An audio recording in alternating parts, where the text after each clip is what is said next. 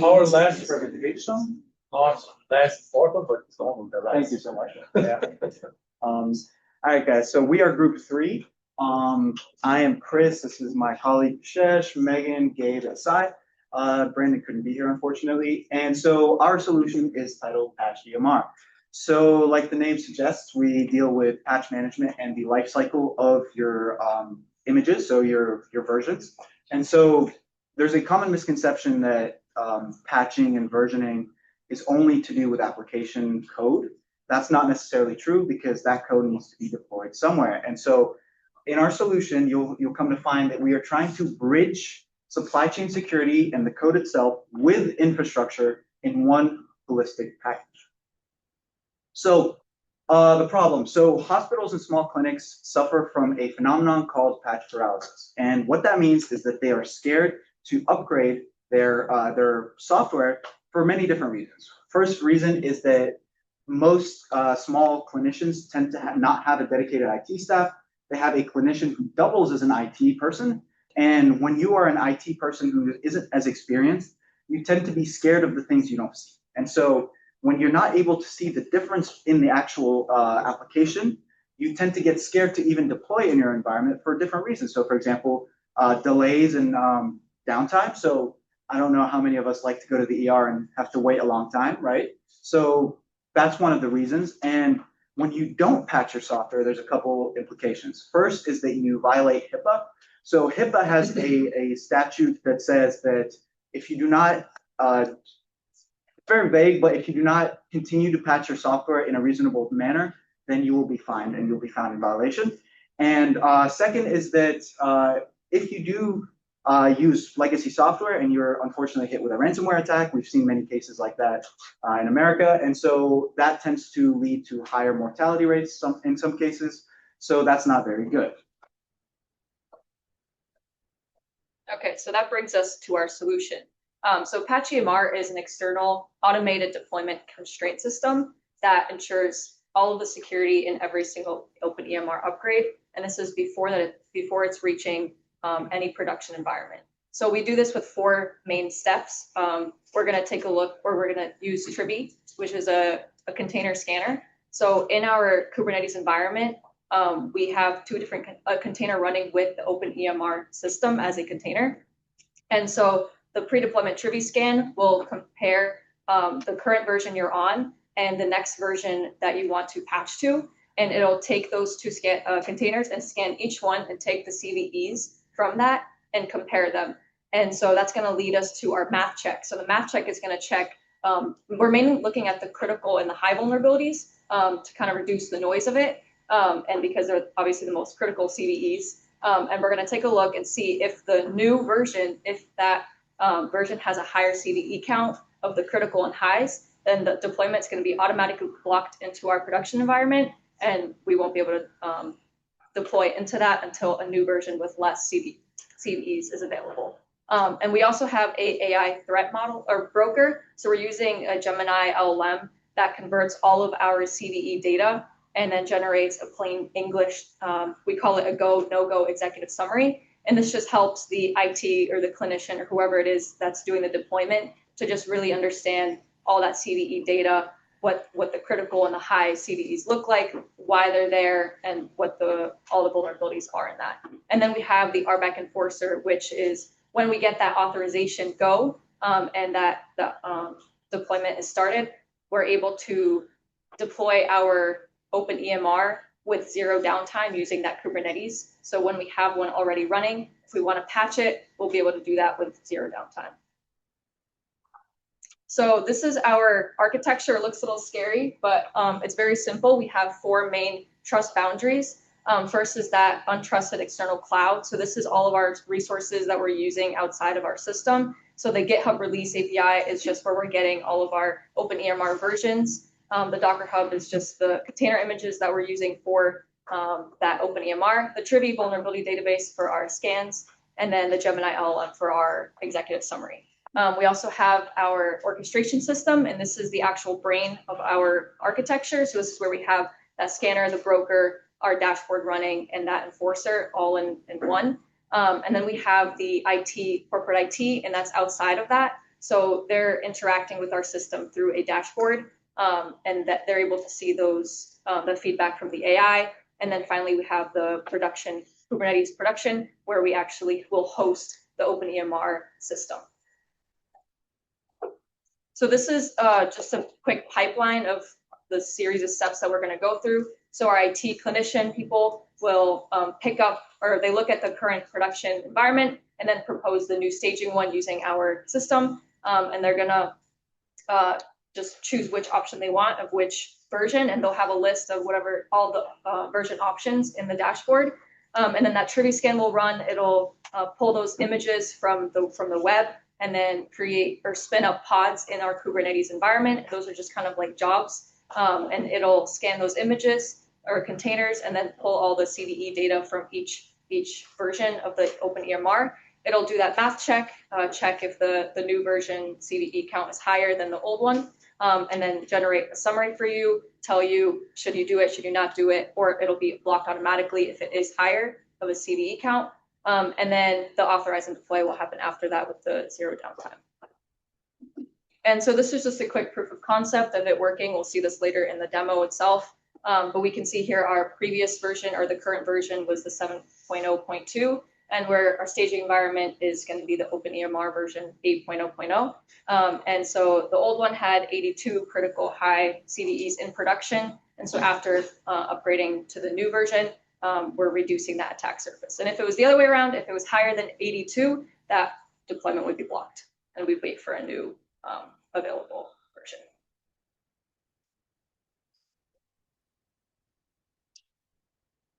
Thank you. Now we'll go over the threat modeling. So we did utilize the stride and attack tree methodology for this to determine the threat vector, the likelihood, the impact, along with the specified CAPEC and the mitigation that we have implemented.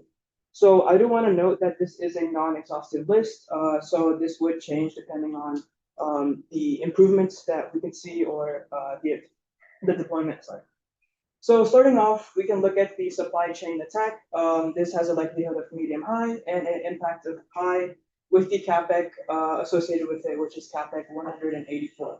So the supply chain attack can occur either on the cloud-based boundaries, specifically in the cloud-based boundaries, and the mitigation we have in place is the math checks for the CVEs. The next thing is the prompt injection threat vector with a medium likelihood and a high impact with the CAPEC 153 that associates with this threat vector. And this can specifically attack the AI, the vendor, and the mitigation we have in place, again, are the CVE match checks. The next threat vector we considered are the insider misuse with a low to medium likelihood and a high impact with the CAPEC 560 and CAPEC 416 that are associated with this threat vector. The mitigation that we have implemented is the principle of least privilege. So the dashboard with no raw cube CTL for IT staff who do not need access, they will not get the access. And then the last thing is the denial of service, or the DOS, with a likelihood of medium and an impact of low medium, and the CAPEC, which is CAPEC 469. And the mitigation for this is that since they are in different isolated boundaries, the OpenEMR and the PatchEMR don't necessarily get impacted by each other if one were to go down.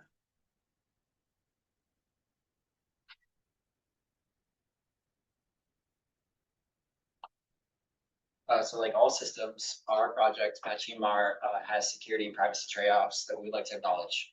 So the first trade-off has to do with confidentiality. Since Trivy CVE metadata is fed into our Gemini API, there's a potential risk of exposure if the prompts aren't properly sanitized. And to mitigate against this risk, we ensure that any sensitive information like PHI or internal network topology isn't accessible to any external component that exists within the external cloud untrusted zone of our architecture, like Gemini or Trivy.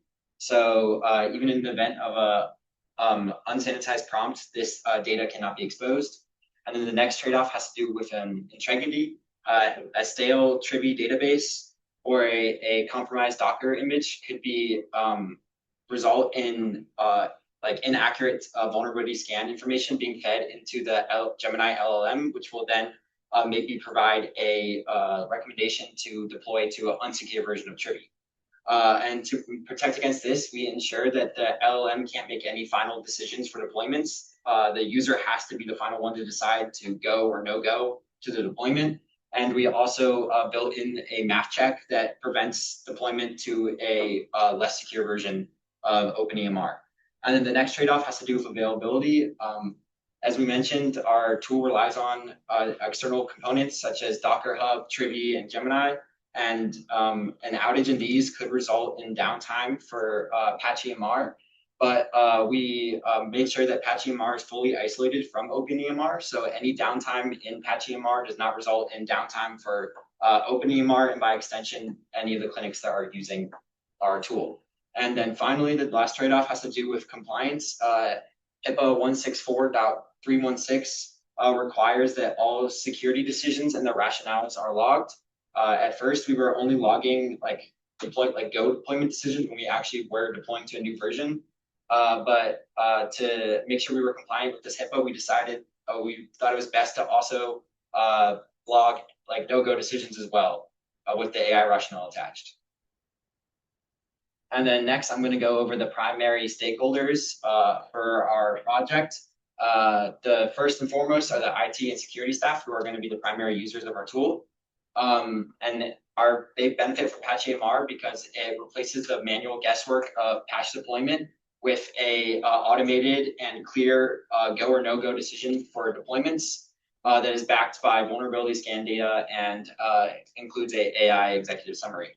And then the next are the compliance officers, who benefit from the audit trail log that's left behind by PatchEMR, because every time PatchEMR runs a patch, it generates structured CVE data of OpenEMR vulnerabilities, as well as we mentioned, it also logs all the go and no-go decisions, which helps them stay in compliance of HIPAA 164.308. The next stakeholder are hospital administrators, and they benefit because PatchEMR helps reduce regulatory exposure of the hospital, and it ensures that there's no downtime during patches so that operations continue. And it has a quick and repeatable process that doesn't require any high-level technical expertise.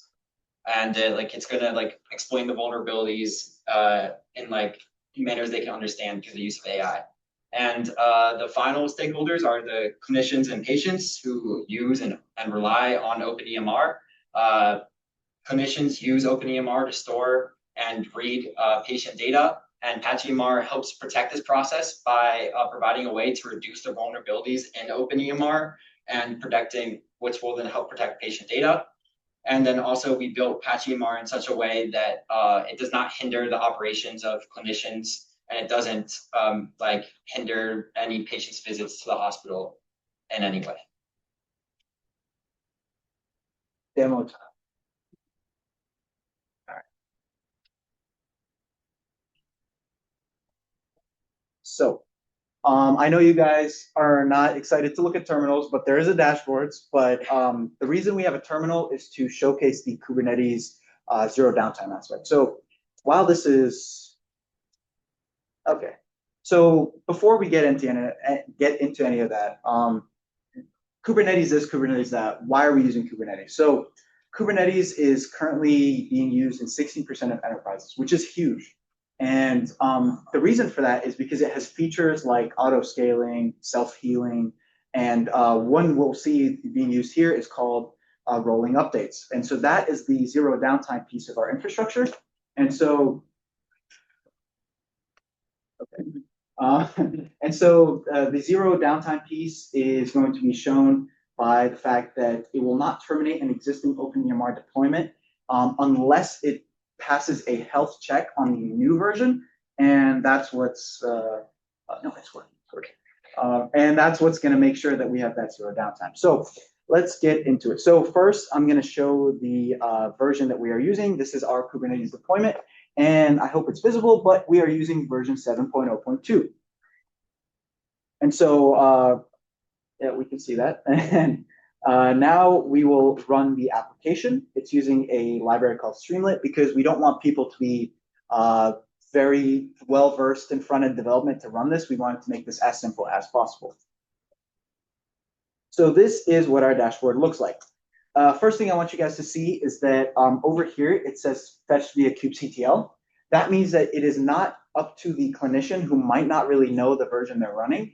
It will automatically look at the environment, pull that version that's currently being deployed, and have that in there.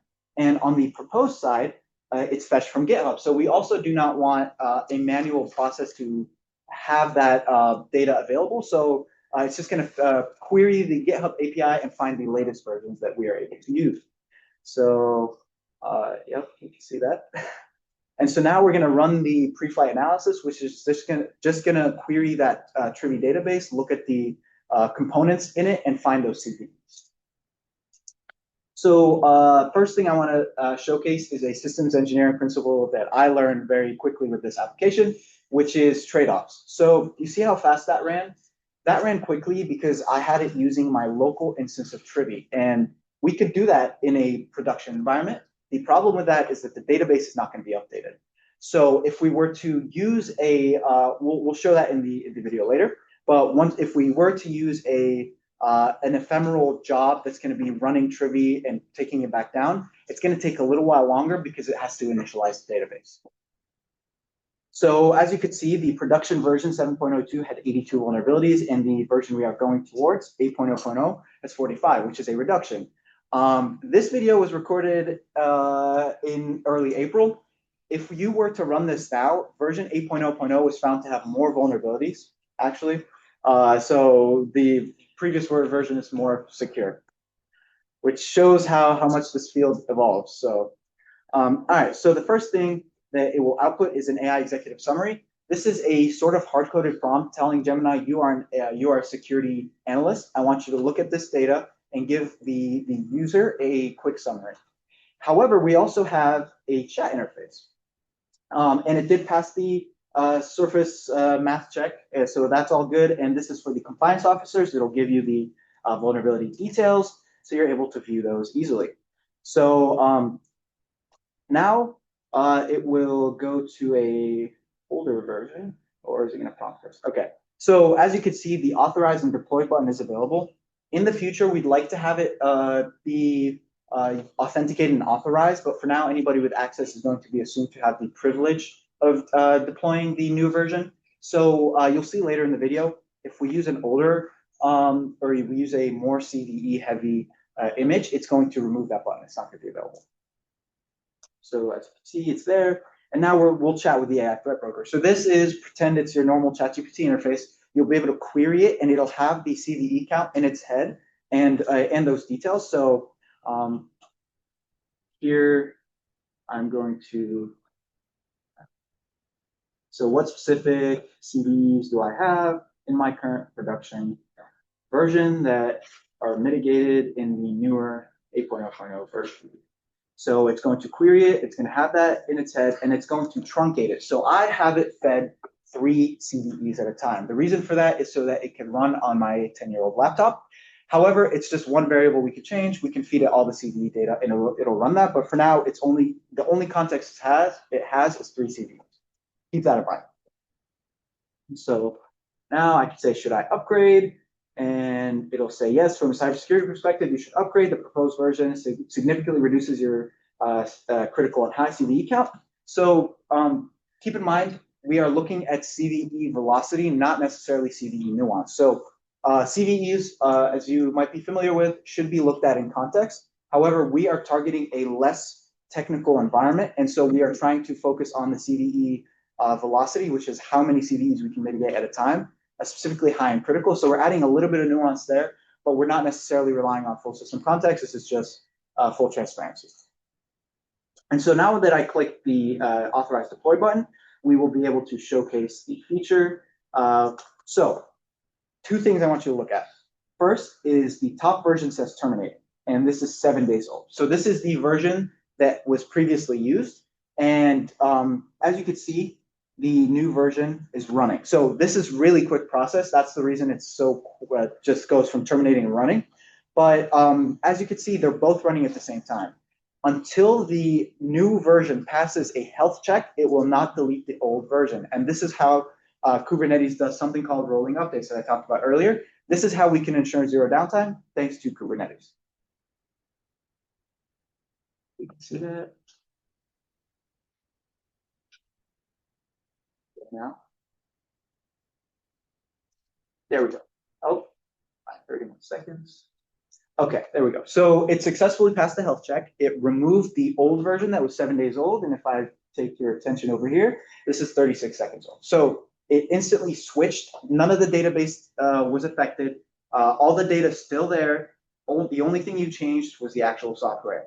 Now, some major versions, depending on the development, could require a database migration because of the schema. So for example, really basic example, if version 7.0.0 had a first name field in the database and version 8.0.0 introduced a last name field, right? And this has nothing to do with our system. It's just more so there might be additional steps if you are upgrading, but 99% of the time you are not going to have to do that. And anybody would have to do that in a production environment. It's nothing related to our system. So as you can see, it's running. Now I'm going to refresh because I want to show you guys the dynamic. So it saw that we're using version 8.0.0. And now we're going to show if we are trying to downgrade or in today's world upgrade. But so as you can see, the math check failed. It'll show you the CVEs once again, and it'll show you that you are increasing your CVE count and you have a higher risk profile because of that. And as you can see, the old button, the authorized deploy button was over here. Now it is blocking it and you will not be able to use that button. And however, we're not removing the querying the LLM piece. You're still going to be able to ask, would it be wise to use this version and stuff like that in case you wanted to manually override it in Kubernetes yourself. But the executive summary is saying that no, it would not be wise. And so that is it. You have interesting recommendations, but all right. And so the thing we'd like you to take from this presentation is that patching does not specifically relate to software. It also affects the infrastructure. And so if we're using more advanced and more up-to-date techniques like Kubernetes instead of Docker specifically, you're able to mitigate some of those downtime concerns. And with the actual solution, you're able to add that visibility. And hopefully this will reduce patch paralysis in the industry as much as possible. And once again, human is always in the loop. The AI is never able to do anything, which is a big problem nowadays. But yeah, that's it. So, any questions, comments, concerns? Thank you. Questions?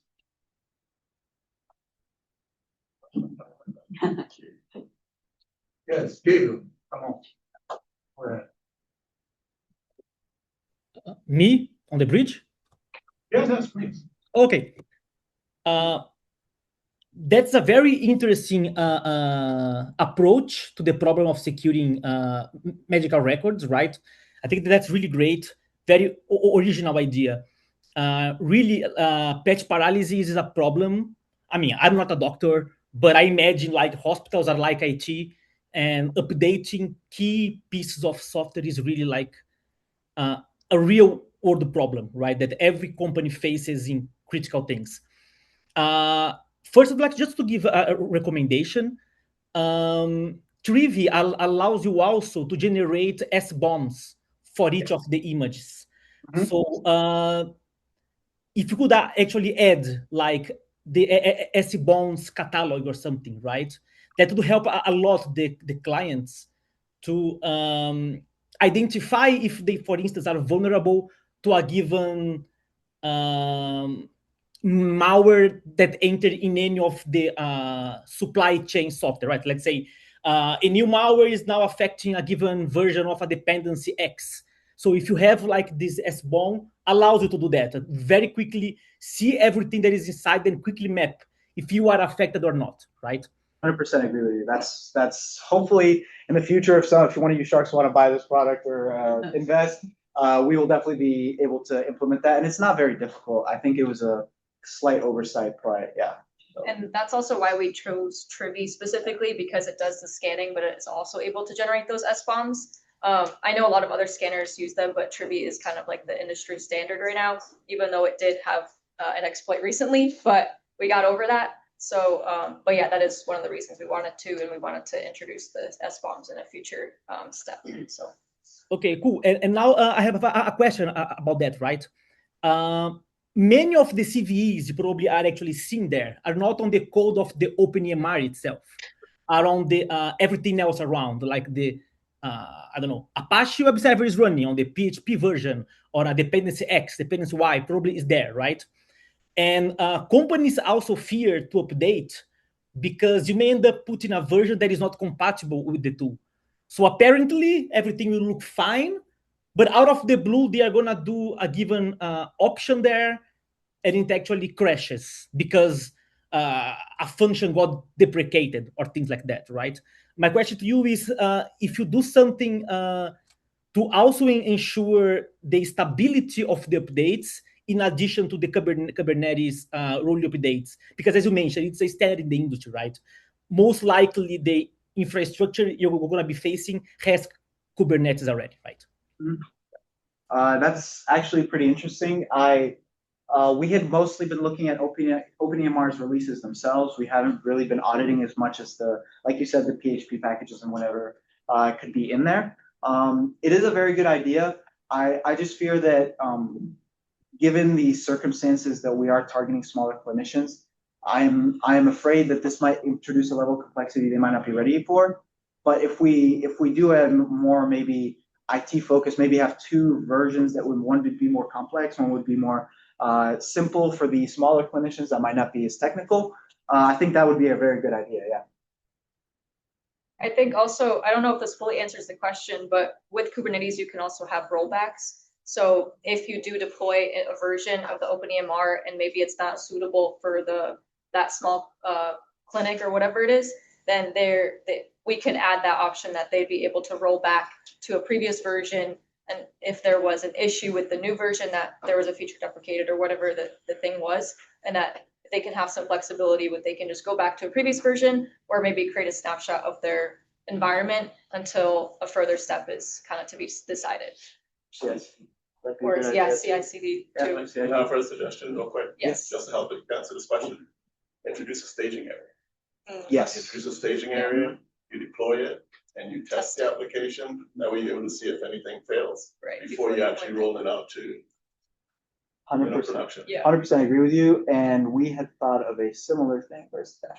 So if you look at the top part, we are looking at a current production version and a proposed version. But if you look down here, it says production and staging. So we had thought about that. We hadn't really implemented the staging part yet, but it's very good suggestion. That's a real concern that you brought up, right? Yeah. So we used an open source product with open source components within the product. Yeah. PHP is one that's famous for releasing something almost daily, right? And they do deprecate different portions of the application for whatever technology improves, or they don't like that anymore. So when that happens, and it brings something application that you rely upon within there, like they don't care about both the EMRs and then product, they care about PHP. Yeah. Right. So somebody has to test that piece of it again. 100% agree with you.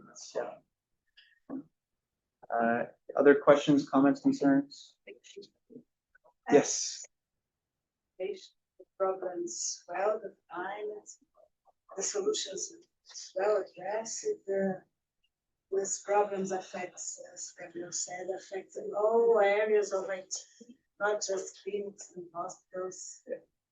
And so you made intelligent use of LLM. It has a high level assistant with the human in the loop. Very good. But you were relying on previous and yeah. If they fail, oh yeah, your system crashes. Well, the big thing though is it's PatchEMR that's crashing, not OpenEMR, because we're not able to upgrade, but the production is working. So we had thought about that. Unfortunately, Trivy does seem to be the best in its field, and we used Gemini because it had slightly lower cost than OpenAI. But yes. And it also helps with our Trivy is that because we don't have Trivy deployed in our environment, it's just pulling it when it needs it. Yeah. So if we know of a specific Trivy version that is known to be safe, secure, instead of using the latest tag of it, for example, like people were when it was exploited, we can at least prevent or lower the attack surface of using a specific image that we know is safe, and use that when we're creating those or spinning up those temporary pods to scan the images. So that helps with the Trivy because it's not always in the background scanning constantly. We're only using it when we really need to. And we don't have to patch every day, which also helps, so that only when there is a patch, there's kind of less of time where that Trivy can fail. So it does help it, but yeah, you are correct with that. So, and save on that LLM side.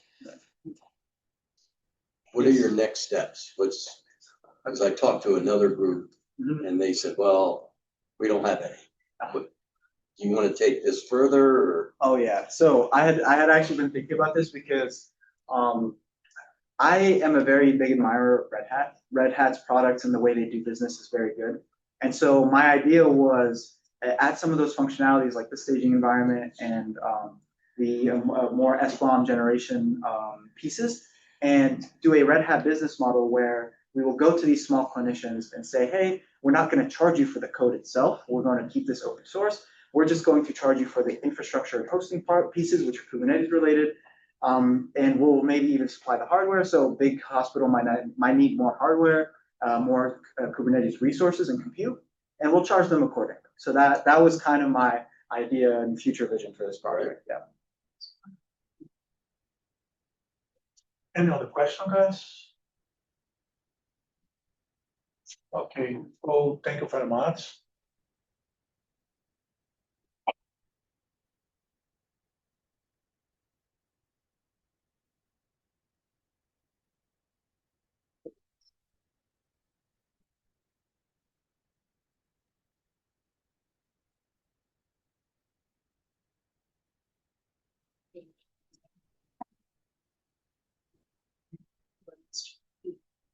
So, okay, thanks very much. So I really appreciate the presentation. So I'm so proud for all the presentation that I had here. And again, I say thank you for all the sharks that are here. Any question, any participation was amazing. And the people from the internet too is, wow, thank you very much for the question. So you already is invited for the next round that is in the fall. But I don't know how we'll, because the fall our course is online, but maybe yes, I asked for the people to come here in person. So yes, sure. It's my inventor part. No, I try to use this background now. It's more amazing than the formal one. So again, if you want to rewatch the presentation and you want to make questions for the group, you can send a message for me. I will forward the message. If you want to watch again the presentation, you have this YouTube channel. I will send a mail later to this information. So are you gonna get a picture of everybody? Yes. Are you asking one more thing to take a big picture of everybody here? And I put the people in the audience online too in the background. So, but the last request that I ask you to the student, please. The course is not end, no? It's only end when I say end, no? So, one important thing again, you have a lot of tasks now, like the course evaluation that you already made. However, there is this special form that I really ask you to stop and answer this question. So as I told you during the course evaluation, it's exactly the same. It's not exactly the same thing. The course evaluation evaluates if I'm a good or bad teacher. But this form is to evaluate if the process works. Okay, so it's really important as a student to tell me how do you feel if the process work or not. And just want to remember, it's the second time. A lot of things that I changed, the people that stay here the first time, see that the process changed a lot, and it's based on the feedback that the shark gave me and the student gave me. Okay, so it's really important that you fill the form until Friday. Okay, so I believe it's almost end. No, send the form, send the million form that you need to submit until the end of the course. And for the chart, it's the same. Different than, for example, I expect excited. I see that you make a lot of notes. No, Dr. Peggy is our important factor here that send me a lot of feedbacks about the course. And but again, if you, I know that all of you is busy tomorrow. You'll be people in the sea working, try to make business, or I understand the situation, but instead to evaluate each project, for me, is much more important that you fill this form, okay? Because this form is like the student is a different perspective of the same situation. If the process works, what you think about the project, but about how what you need to improve in this process to maybe in the few rounds, you have a people that is, after one guy say, okay, I put $1 million here, no? Remember me, no? So remember that you need to you'll be covered of 9 also. And but again, it's the reason of this event is not to receive funds, not because that, but it's to give the opportunity to the student that in a few months you'll be in the jungle, no? Try to make business or try to find positions. And again, your feedback is so important to prepare every time better, not only in this course, but in the whole program, including the undergrad that's not here. Okay. So again, it's until Friday or till before the Monday. Again, students Friday. The others the charts until Monday. It's okay. They're able to get the data and compile the data. Okay. So again, thank you very much. Charts are still in the fall. But again, before, please, if everybody can be here to take a photo of everybody at the event. You have a font to take? Yes. Sorry? Yes. No, I have my great PhD student here, no? That you make the participation. So please, guys, please come here. And the internet guys.